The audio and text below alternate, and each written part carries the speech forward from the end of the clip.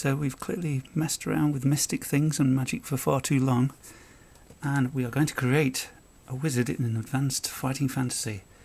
So our initial attributes look like this. Every hero starts with 4 skill, 8 stamina, 8 luck and 0 magic, and we have 8 more points to add to those, with the caveat of skill can be a maximum of 3 added to it, stamina maximum of 4 added to it, but each point gives you 2 extra stamina. Luck we can add a maximum of 3, and magic we can add a maximum of 7. Now I would like to be good at magic, but I may add a lot. I'm trying to build a super wizard, but at this stage I've only got so much to work with. So I'm going to add 1 to skill, 1 to stamina and 6 to magic, and see what we can do with our skills. And humans start with +1 luck, which is nice, so I have 9 in that.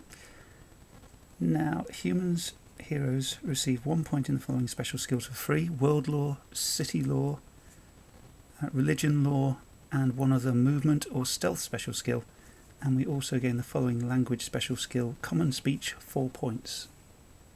So then we get to add 2 points to 3 different special skills and 1 point to 6 other special skills.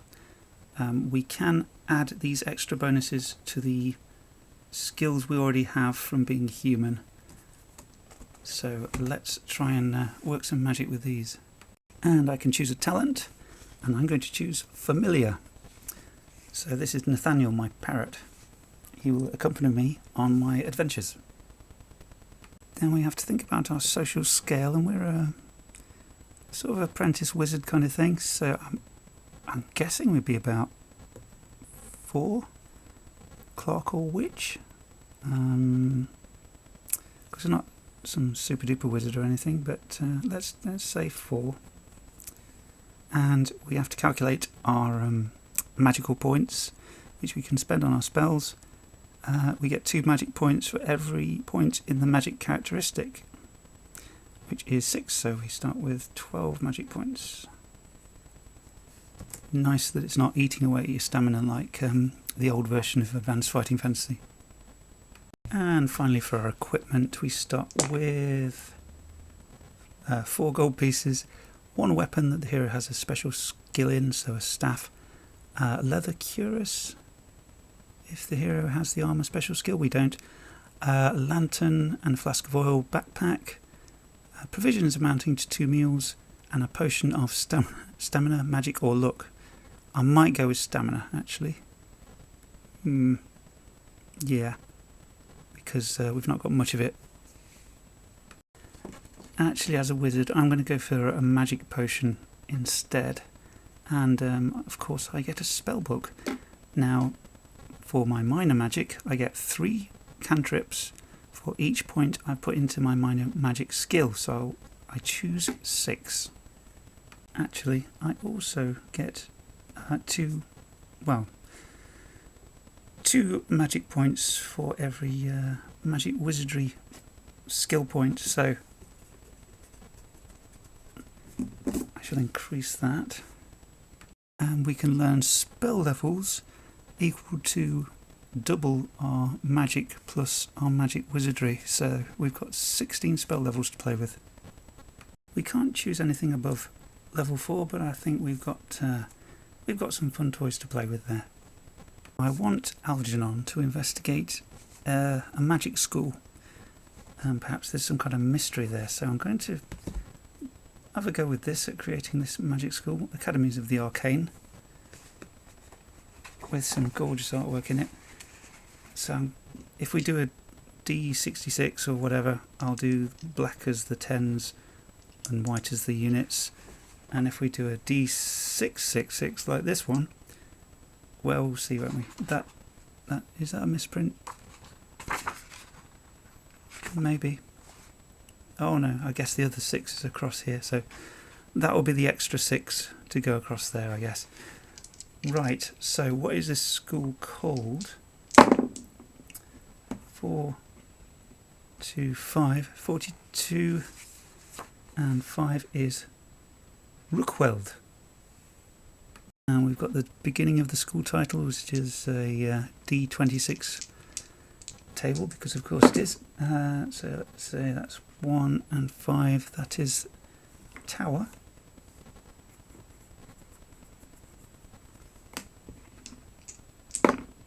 That's 1 and 4, that is of supreme sorcery.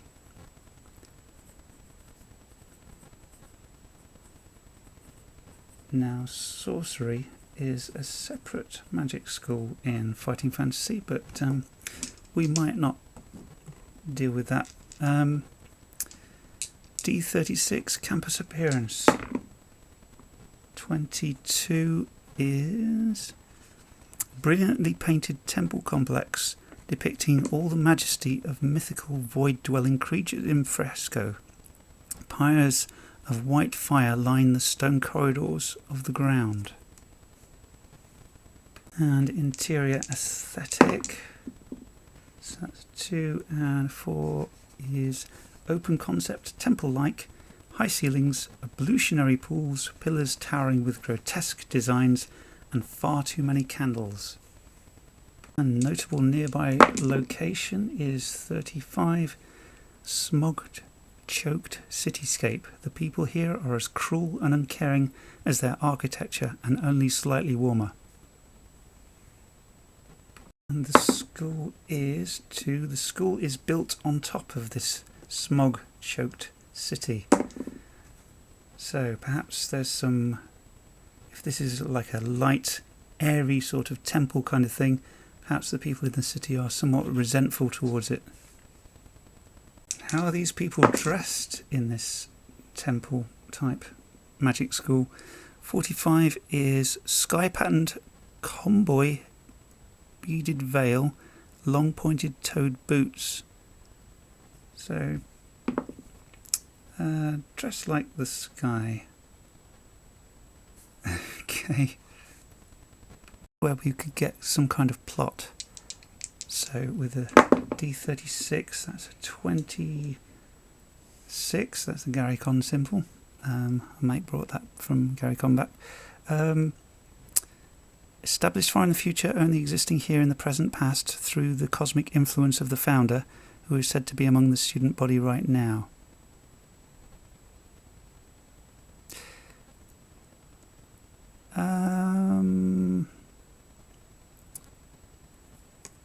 Okay, so the person who founded this school has travelled from the past and is currently rumoured to be existing within it now.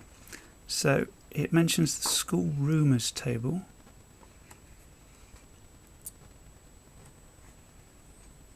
So yeah. More plot, please. Let's see where we're going. 11 is those who fall in love while enrolled are doomed to die at the hands of their true soulmate upon graduating. I'm not going to go with that. But I do like the idea of the founder has travelled through time into the present.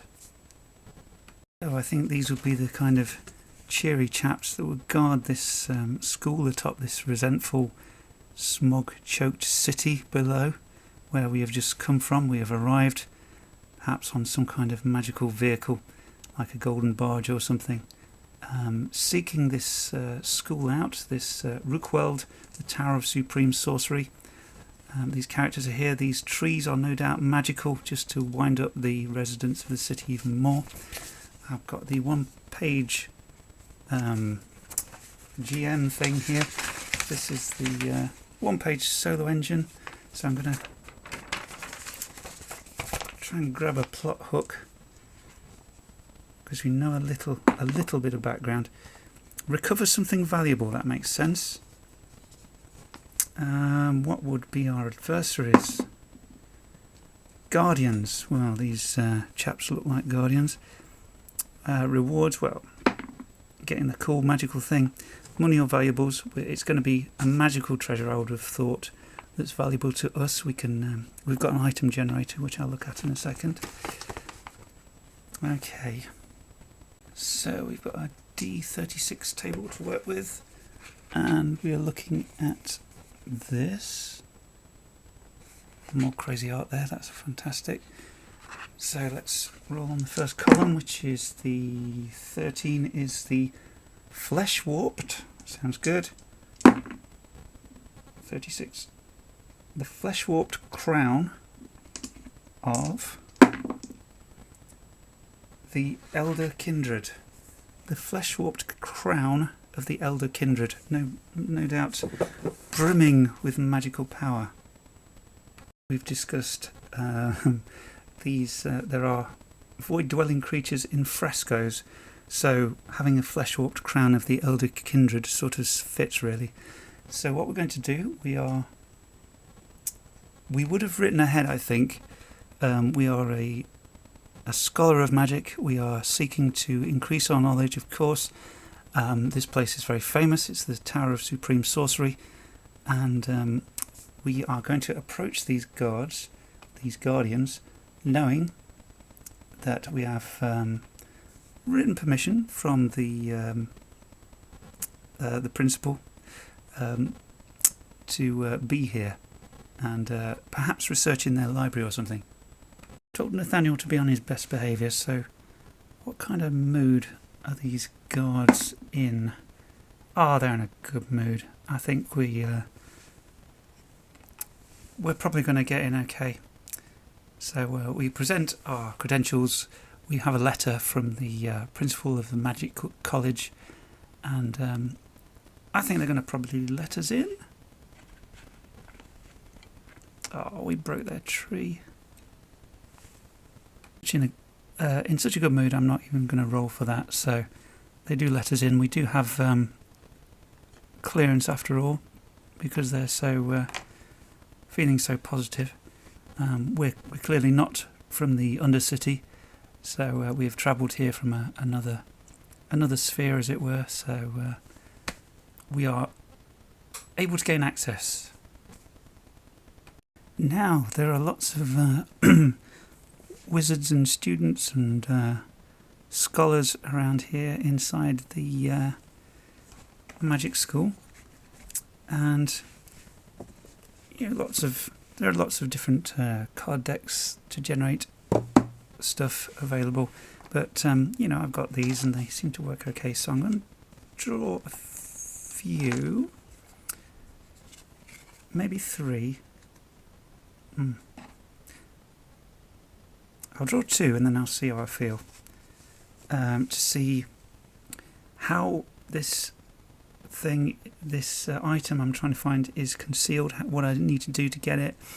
I'm thinking that the founder of this school has travelled forwards in time because the item is here, and somehow he's used some kind of temporal scrying thing, and he now knows that the item is at the school in the future, and he wants to come forward and grab it. But we could do with some more info. So the Fool is following your heart with innocence and wonder. You encounter a gnome who says that if you follow him, he'll lead you to a wondrous treasure. So perhaps we can find someone who can lead us to this thing. Now, finding harmony in relating with yourself and others while honouring your values, a mysterious person presents you with a tempting offer. Well, that sort of leads to the same thing really, and we've got death. Okay. The transformation from one perceptual reality to another, and the ending of habitual patterns. A vampire lord offers you the gift of eternal undeath in exchange for a single favour.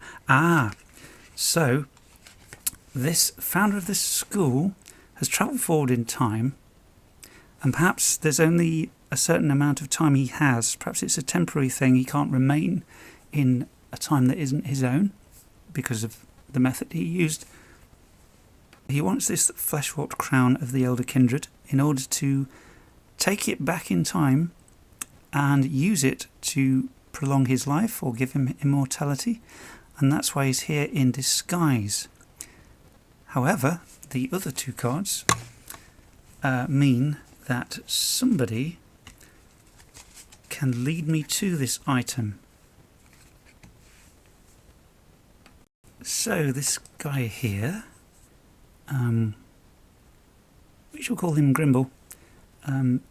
He spots us and notices that we're a new face in the college, and he approaches us and says, always good to see strangers who are students of the arcane arts. Would you mind stepping into my office? I would like to give you a bit of information about the college and that kind of thing. And we will gladly accept. So does Grimble somehow know of our mission? No. Okay. No and. I'm not sure what that could mean. And he might be hiding something because he's unsure of us. So we need to... with somebody at a magical college, I'm sure he'd notice if I were to cast honesty on him. So I am going to tell him my... what if he is the the founder of the school who travelled through time? But the card said that he would lead us to this thing. So I must have a feeling that he's legit and we can talk to him. So I'm going to say I had heard and I'm very interested to see and research that the flesh-warped crown of the Elder Kindred is in the school. And I'm very interested in that item. Roll the d6. 6, he is very enthusiastic to tell me about it. 1, he is somewhat reticent to tell me about it. Okay. Yes, indeed, that item does reside within this school. May I ask your interest in the item?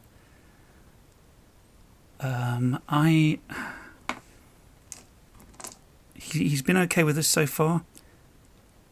I'm going to say, may I be assured of your confidence in what I'm about to say? Okay. He's clearly possibly going to say yes.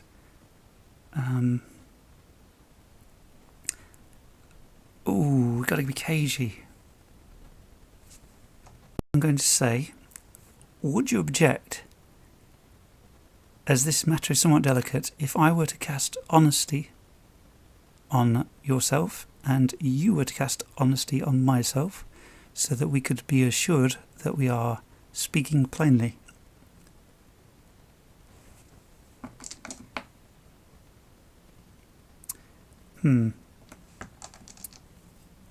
I'm going to give this a +1, 6 being hell yeah. Oh gosh. I am somewhat, can't help feel but slightly offended by your implication, sir. I shall...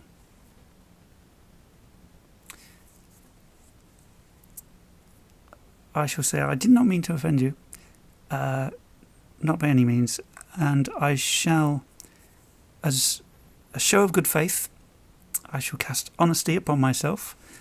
With his magic lore skill, he will no doubt know and be able to tell that I have legitimately cast it. And I will say, I have heard the rumour that the founder of this school has travelled forward in time. I suspect that he is seeking the flesh-warped crown of the Elder Kindred, which now resides in the school, in order to prolong his life or give himself immortality. He told us that he is legit, and he will help us in researching this and finding the item. So, Grimble will indeed do that. So it's very easy to get lost in oracles sometimes. Had a look at this to find out what our obstacle is that we need to cross to find this item and progress with the quest. I Grabbed some Rory's Story cubes. They didn't really come up with anything apart from a maze, which is kind of tedious to do inside the role playing. Tried one of these, had a look through those. That's the heroic fantasy thing, but nothing really came up. So if we look at what notes I've got so far: Tower of Supreme Sorcery, Painted Temple Complex, Void Dwelling Creatures in Frescoes, Pyres of White Fire, Lined Stone Corridors, Open Temple, High Ceilings, Candles, Pools. So if we look at these Void Dwelling Creatures in the Frescoes, maybe as we head towards where this thing is kept, the flesh-warped crown of the Elder Kindred, one of these frescoes could perhaps come to life. And I shall grab the stats for a Void Dwelling Creature, and we'll have ourselves a bit of a magical battle. Now, a Void Beast could kill us outright. It does tons of damage. So, but its skill isn't great.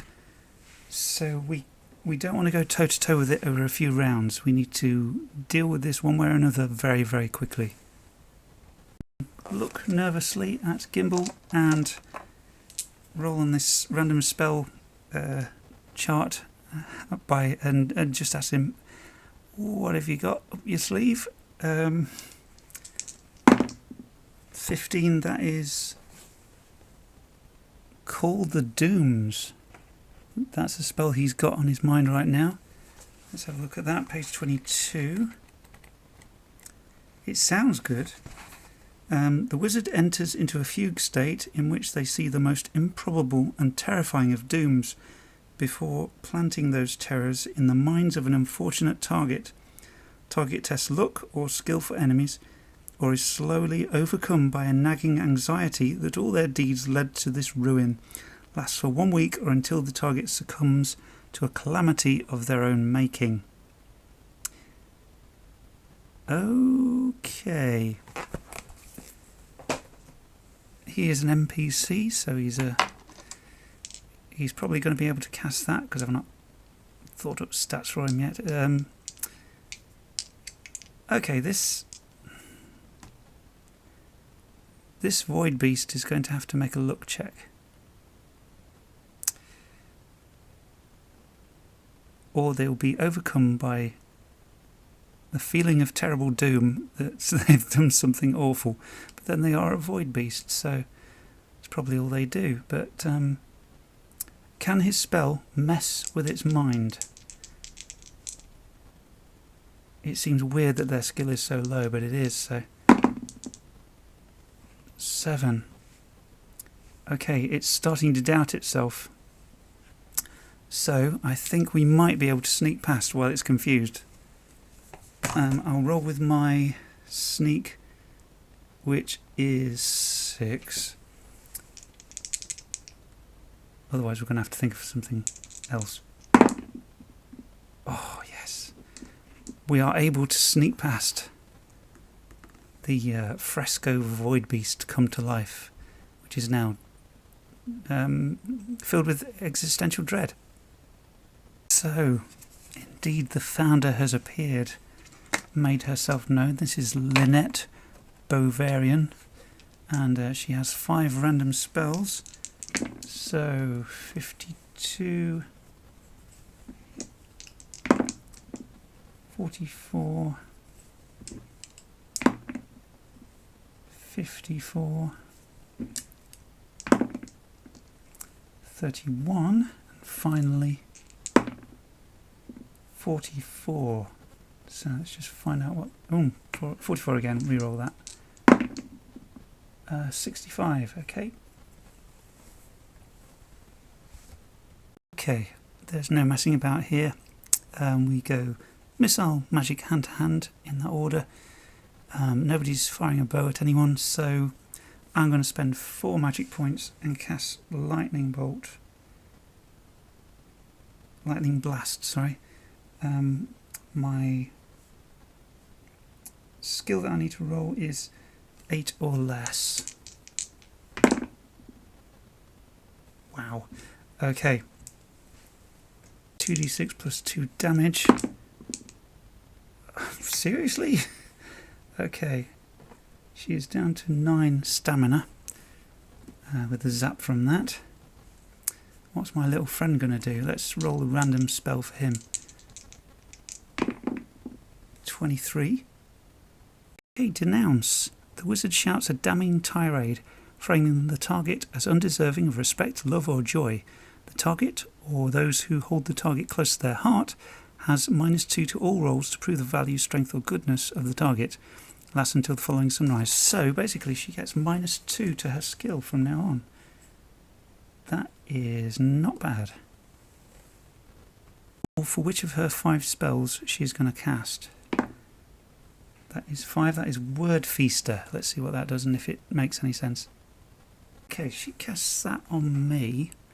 The wizard sees words spoken aloud as though witnessing the world with closed captioning.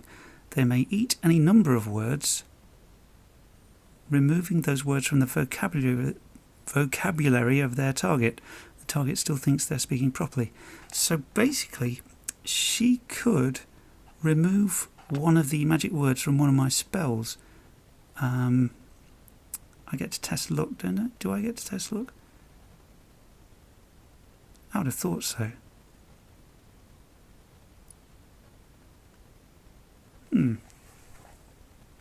I've got 12 spells, or 11 spells.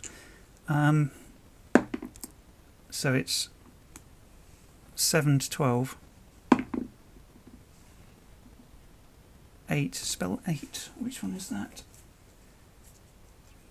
5, 6, 7, 8. I can't cast sleep. She's got rid of the magic word for sleep. That lasts for 3 minutes. And I think Nathaniel's going to want to join in the fun in this hand-to-hand combat stage, which we're now in. I don't know what his stats are for a parrot, though. So if we grab the stats for an eagle, you know, parrot, eagle, kind of, yeah, that's as close as we can get. So his damage will be a small claw or bite. So he's going to attack with his skill of 4. 5, 6, 7. And yeah, she can't lose that, so she does actually hit Nathaniel. So she's lashing about with her dagger and rolls a 1, so that's 1 point of damage to Nathaniel. But she's now going to get penalties against her spellcasting because she's got a parrot in her face. I'm going to launch another lightning blast because basically these are my tactics in Fable, and I need to roll an 8 or less. Oh yeah! No, I failed, but I still lose those magic points. Luckily I didn't roll the fumble, otherwise I would have been in real trouble. So our crazy random wild sorcerer thing, he's going to roll another random spell which he's going to cast. 46. Okay, not strictly relevant, but it does have some things which apply in this circumstance. By cramming an enchanted piece of paper into the craw of another being, the wizard compels them to perform the deed written on the paper or suffer the effects of an ancient... I'm going to Google that, see how you pronounce it. And actually give you a pronunciation, it just sends you to one of those rubbish YouTube videos which are basically AI generated. And they cannot remove the paper from their mouth. Okay. Is mouth craw? I've never really thought about it.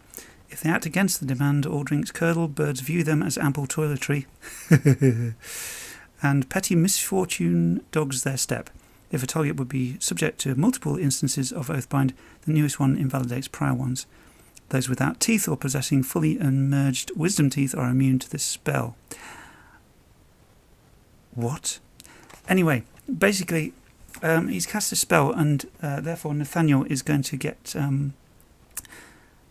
explosive diarrhea all over the Lynette Bavarian. He's done that.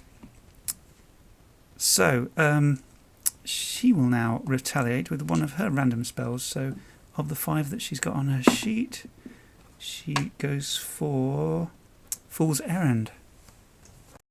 Okay, the wizard employs petty magics to send a non-magical being on an impossible quest for some nonsensical object.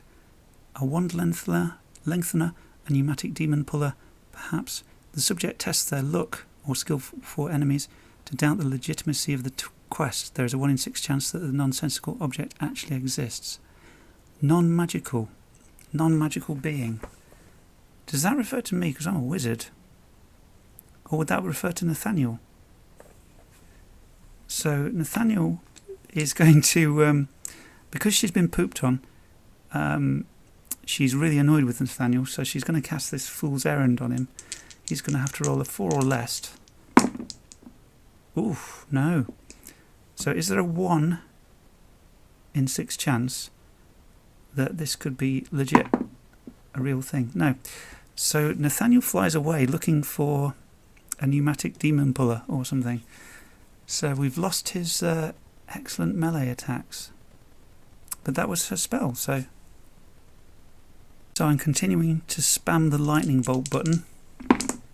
Oh, not like that, I'm not. Okay, come on you lunatic, what are you going to do? 31. No, that's not going to work, that's Fool's Errand, isn't it? Or is it? Yes, it is. Okay, I'll re-roll that because she's just cast that. 24. That doesn't really apply, but he does cast it, and basically hideous and strange music breaks out from the sound of the cosmos. Okay. What on earth is she going to cast now? Before I try and... I'm going to move in melee in a sec. No, that doesn't make sense. There's no more non-magical creatures. That's a 6. That's too many. Raggedy Gossips. So the spell as is a little confusing for this situation, but what I'm going to say is that she spawns this creature to try and launch at me and dispirit my character, so I'm going to test my luck, otherwise I'll get -2 to my skill next round or something. My luck is 9. Oh yes, wow, that's very good. So this attempt fails. Now let's not mess about, let's charge in. Or should I? I'm not sure how tough I am with my staff. Staves 1. I get 6 on that. 6 or less to hit. Well, no, sorry. Fighting Fantasy. Her skill is currently also 6, so I'm just gonna spam Lightning Blast again, and this time I get it. 5, 6, 7 damage. She's down to 2 stamina, and I'm down to 0 magic, so I'm going to chug a potion next turn. And my small ridiculous friend, what are you going to do? Call the Dooms again. So her skill is 6, she's got to roll. Actually, it's currently 4. Whoa. And I didn't roll for her casting roll, but you know, NPCs, who knows what they're up to. So she's starting to become overcome by existential dread. Yeah. And I think it makes sense, as she's reduced to 2 stamina, rather than become obliterated from most of history, she will say clearly, let me live, let me go back to my own time, and I will give up on this plan. I can never return here, but let me live out the rest of my life back in my own time. And I think we are going to allow her to do that. So Lynette Bovarian returns to her own time unable now to come back here because of the whatever she used to get here was consumed in the casting. So she returns back, and me and Gimbal will put this in a much more safe place. This is more well protected and away from any time travelling wizards that might want to steal it.